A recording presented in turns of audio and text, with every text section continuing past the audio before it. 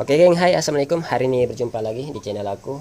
Alhamdulillah kita masih diberi kesempatan untuk membuat video. Dan untuk video kali ini aku nak sharing sedikit mengenai jackroot. Mungkin di luar sana ada ramai tahu apa itu jackroot, tapi dalam ramai-ramai yang udah tahu itu pun ada juga sebenarnya yang belum tahu apa itu jackroot. Jadi sekarang kita akan buatkan video apa itu jackroot dan apa dia punya kelebihan. Kita akan bagi tahu lah dalam video nih. Oke, stay tune.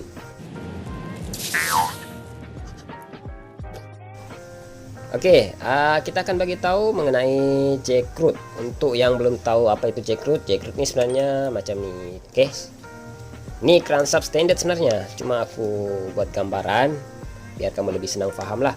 Oke, kalau untuk jackroot ini sebenarnya kedudukan pin nih dia akan berubah ke atas.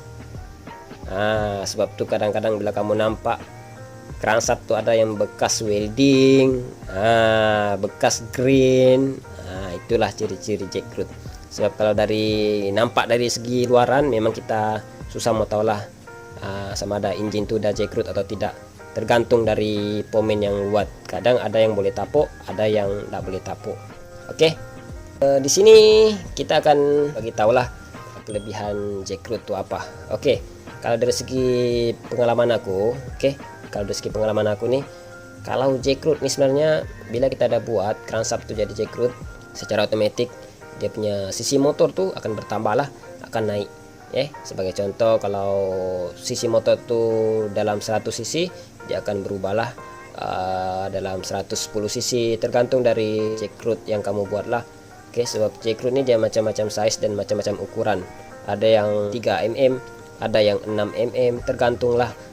Tergantung dari pomen. Kalau mau buat yang lebih besar, besar lah jadinya.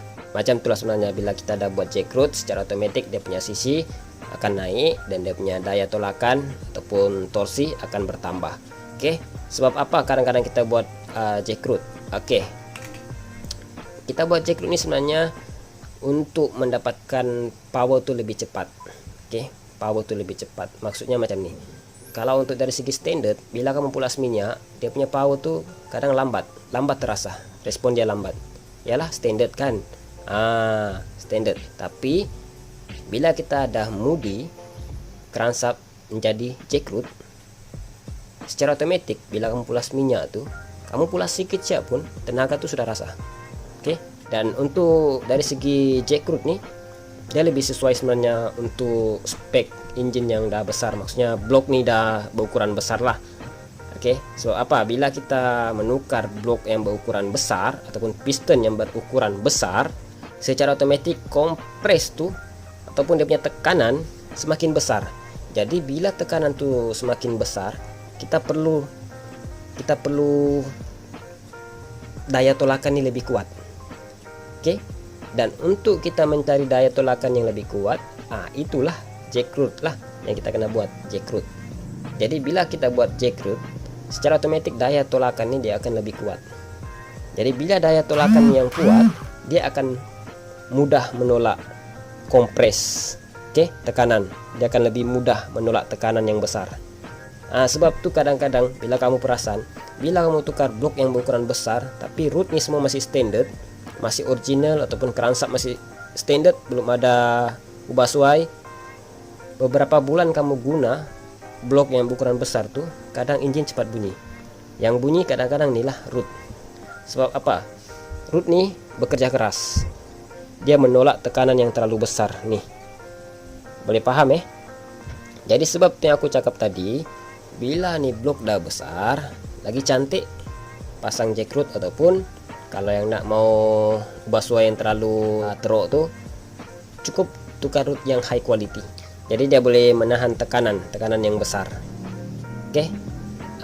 Jadi kalau dari segi jackroot ini pun lagi cantik sebenarnya kalau untuk menggunakan blok besar. Sebab tuh bila kamu nampak motor drag, secara otomatis dia punya blok tuh memang cukup besar lah.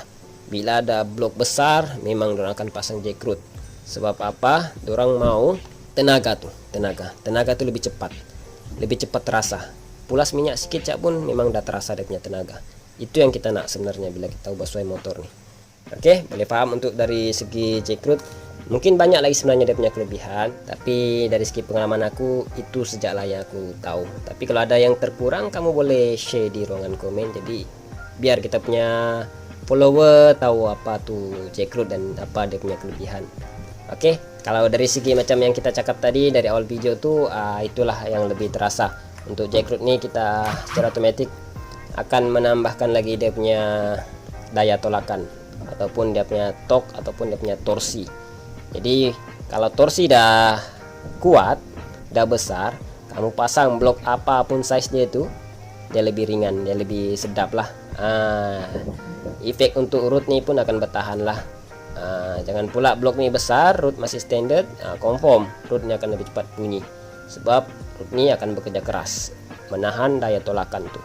Oke, blok besar nih secara otomatis kompres pun besar, dia punya tekanan kuat. Bila tekanan kuat, daya tolakan ini kita perlukan. Boleh paham ya macam yang aku cakap tadi lah. Tidak perlu aku cakap ulang-ulang, yang penting kamu sudah paham. Oke, mungkin itu saja untuk perkongsian ataupun sharing hari ini. Semoga video ini bermanfaat. Yang belum subscribe jangan lupa subscribe, like, dan share. Dan yang sudah subscribe tuh terima kasih banyak. Korang memang terbaik geng, sentiasa support aku punya channel. Aku harap video-video yang aku sampaikan nih bermanfaat, dan aku harap channel kita nih semakin berkembang dan semakin banyak follower. Oke, itu yang aku harapkan, biar kita makin semangat buat video untuk korang. Apa yang kita tahu kita akan tunjuk. Oke, kita sama-sama cari pengalaman dan cari ilmu. Mungkin itu saja untuk video kali ini. Kita jumpa di next video. Thank you.